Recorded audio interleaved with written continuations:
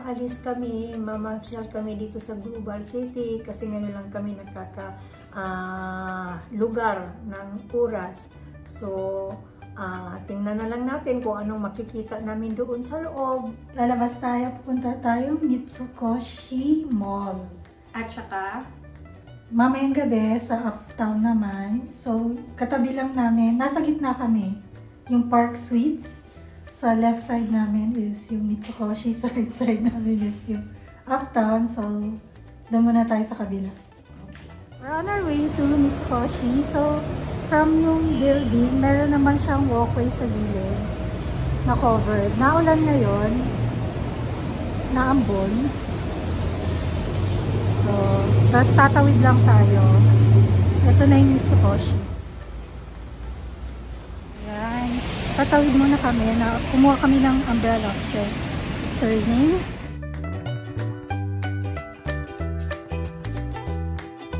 Mitsukoshi Mall daw, this is the first Japanese-inspired mall na nandito sa Philippines. So, located siya dito sa Bonifacio Global City, Taguig. So, since first time namin dito sa Taguig, puntahan natin dito mall. Tingnan natin kung ano meron siya at ano yung Japanese-inspired mall.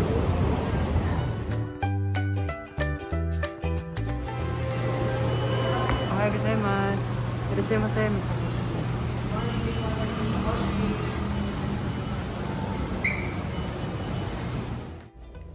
Mitsukoshi BGC is a shopping mall at the Bonifacio Global City in Taguig, Metro Manila, Philippines. This is the first outlet of the Japanese retail chain Mitsukoshi in the Philippines. One of the many things that we love to do is shopping, or simply spending the day at the mall. Another thing we love is anything Japanese. Whether it's manga, anime, or food, you name it, we certainly love it. Wow, they have one big Daiso store. Mahilig sa Daiso dyan.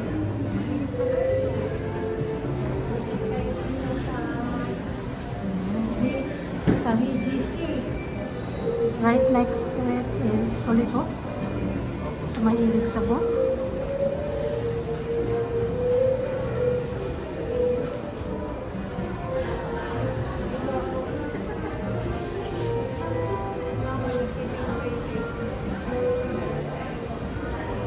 Ma, magmamall tayo. Ma, bakit nakaupo ka lang dyan? Tinatry ko lang yung upuan. At least ma-experience mo na lang umupo sa mall. Mawal ba? Hindi naman. Kailangan mo maganda. Yan, pwede kang umupo.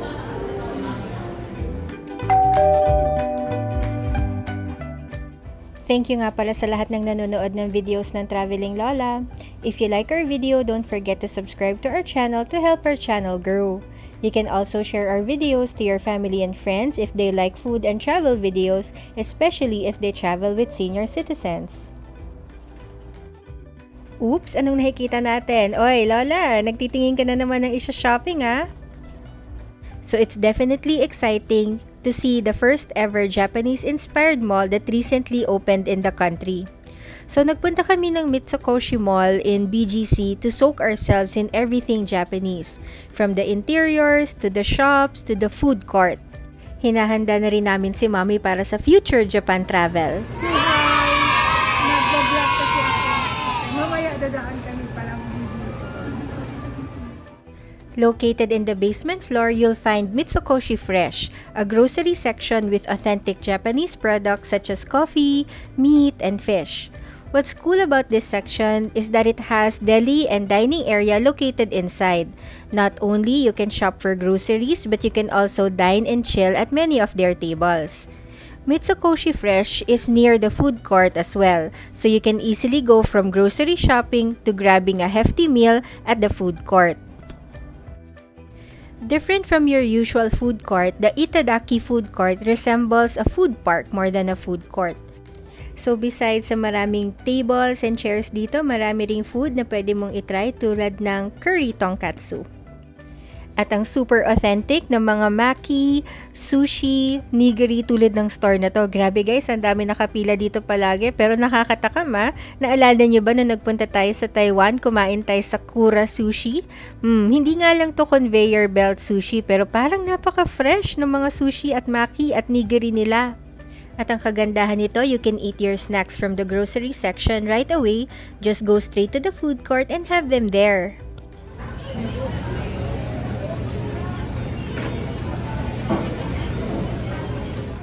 At since lunchtime na rin naman, ito na, pumila na tayo at bumili na tayo ng mga pagkain. Grabe, sobrang dami talaga mga choices na pwedeng kainan dito. It would really satisfy all your Japanese food cravings. So to start, umorder muna kami ng mixed vegetables and ramen. Oh my gosh, tingin pa lang nakakagutom na. Syempre, always natin kailangan ng vegetables because mommy's diet always needs vegetables. And then, umorder din kami ng mixed bento. Ayan, mga different fry yan. Meron siyang pork, meron siyang shrimp, crab, tas may kasama na ring miso soup and rice and vegetables. Nakakagutom. Nag-order din kami ng extrang pork. Oh my gosh, ang daming pagkain. Ang sarap. Oo. Ang dami namin gusto Sarap ng i-try. food trip dito. May mga pastries, tas mga Japanese food, ramen, mga tonkatsu. Ang dami. Ang dami naming in-order, parang pang-apat na tao ata to. So kakain kami. Marami pa kaming gustong bilhin kasi parang sa sarap. So part 1 pa lang to ng food trip natin.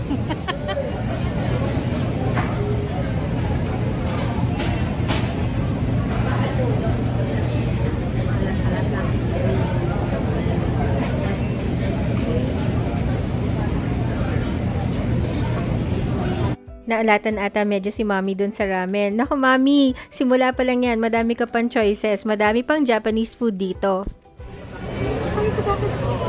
Dito yan.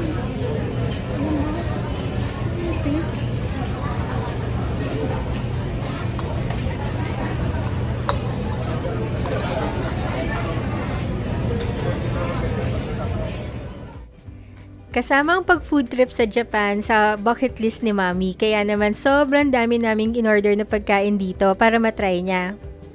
But syempre hindi to mapapalitan in actually going to Japan. So kailan kaya? Sana masanay si Mommy sa mga Japanese food para next time makapunta tayo ng Japan.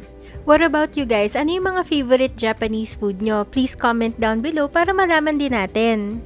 Marami na rin kasing dietary restrictions si Mommy because of her age. Pero hopeful pa rin kami na magugustuhan ni Mommy ang Japanese food. Ano masasabi mo ba? Daming pagkain, no? Kailangan mataba yung baboy. Hindi crispy. Yan, nakakabit tayo.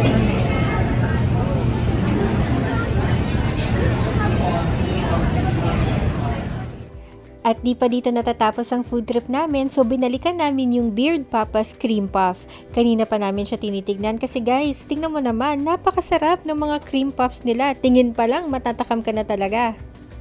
Beard Papa started as a small bakery in Osaka, Japan. Naging super popular siya dahil sa super sarap na bread and yung vanilla custard filling.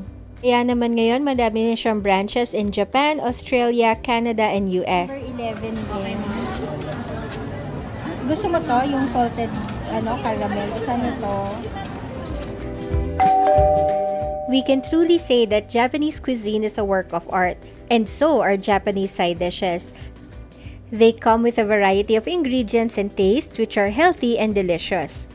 Usually, side dishes are to add additional nutrition to your meal like those veggie side dishes. They can also help you change your taste so that you won't get bored with your main dish. At eto nga, nakahanap kami ng variety of side dishes dito sa basement level ng Mitsukoshi Mall. The food stall is called Cuddles at napakadami nilang choices ng side dishes. Guys, grabe, sobrang na-excite talaga kami. Kaya eto nga, namili kami ng mga side dishes nila. Meron silang package for 3 side dishes for only 260 pesos. And after namin mamili at puno ng bag namin ng mga pagkain, umakyat na lang ulit kami para magtingin ng mga shopping. So ano masasabi mo sa Mitsukoshi Mall? Maganda, maluwag, malinis. Kumain din kami doon kahit sa food court, pero masarap ang pagkain nila. Nag-take out pa ako dahil kaya kumusin sa daming serving. Bumili din kami ng bread papas, masarap, at saka yung Hindi kita mga side dish. Japanese side dish. Na doon sa inside the mall. Cuddle ata pangalan niya. Okay. See you later sa another side naman kami pupunta. This is our last day spending here in BGC. Global City. Bukas, going back home na. And nako, sobrang na-excite pa rin si Mama kahit pa uwi na, she can't stop talking about the Japanese food. Tumakas kami. Wala na si Mama, natutulog na siya. So kami lang muna. Tutuloy natin ang ating Mitsukoshi Mall Explore. And to all our matcha besties out there, here's the tea on the matcha-weighted arrival of the Japanese brand, the Matcha Tokyo in Metro Manila. Get it? Besties and matcha-weighted. Joke lang, ang corny ng mga fans ko. Pero nag-order kami nitong the Matcha Tokyo kasi ang haba ng pila, ang daming tao, kaya sobrang na-curious kami kung anong meron dito. The Matcha Tokyo serves 100% organic ceremonial grade matcha, carefully handpicked from Japan that's as premium as clean as they come. Located on the ground floor of the Mitsukoshi Mall, the modest open space features an open bar, minimalist industrial interiors, wooden benches, and an exclusive merchandise on display. The open bar grants you a first-hand look on the tedious yet mesmerizing process of how much matcha tea is traditionally made. Get it? Tedious? Sige na nga, last na yung pan na yon. Panoorin na lang muna natin si ate while she makes a work of art dito sa mga drinks namin.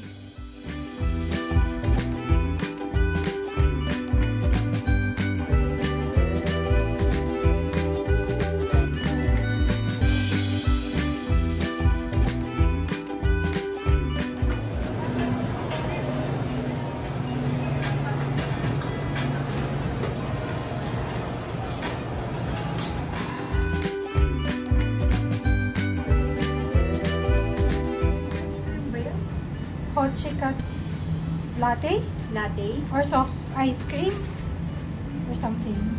Tapos, this is the chai latte. Matcha chai latte. Matcha chai latte. Prepare namin siya sa cream puff.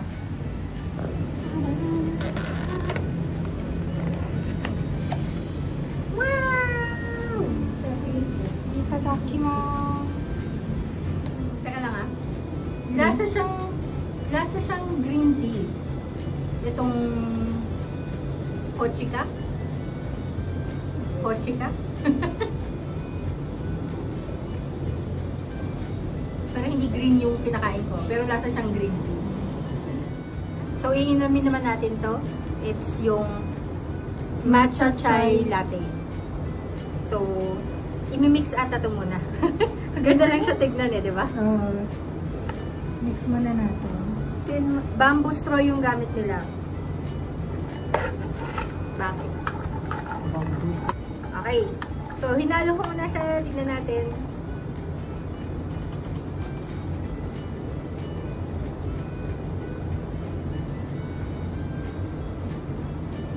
Parang matamis. Hindi siya lasang green tea. Oh? Kasi nga chai latte. Okay. Lasa siyang tsaa. Lasa siyang chai. Pero hindi ko lasa yung matcha. Hindi matapang yung matcha. Hindi matapang yung matcha. Despite yung color niya. Hindi, ito lasa mo yung matcha eh. So, kung may pipiliin ako na drink, actually, parang ice cream to eh. mas gusto ko to. Soft serve ice cream. Mas gusto ko to kasi lasang-lasa ko yung matcha. Ito, chai. So, depende na lang kung anong gusto nyo. Okay.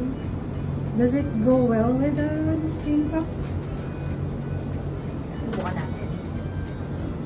Cream puff o yung ano? Yung... Cheese something. Okay. Nasa ilalim eh. Cream puff na lang.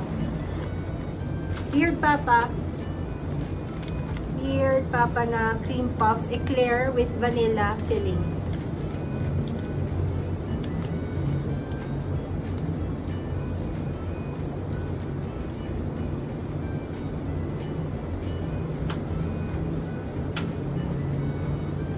How is it? Not too sweet, not too Nasa tinapay pa lang ako.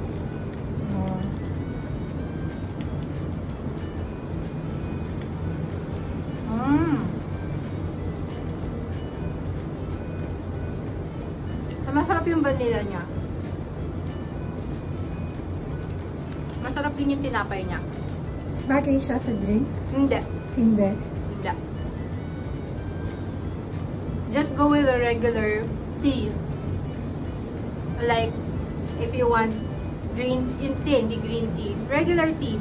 Chamomile, oolong. Coffee. No? Siguro, pero mas bagay siya sa tsaa. Okay. Mas bagay yan sa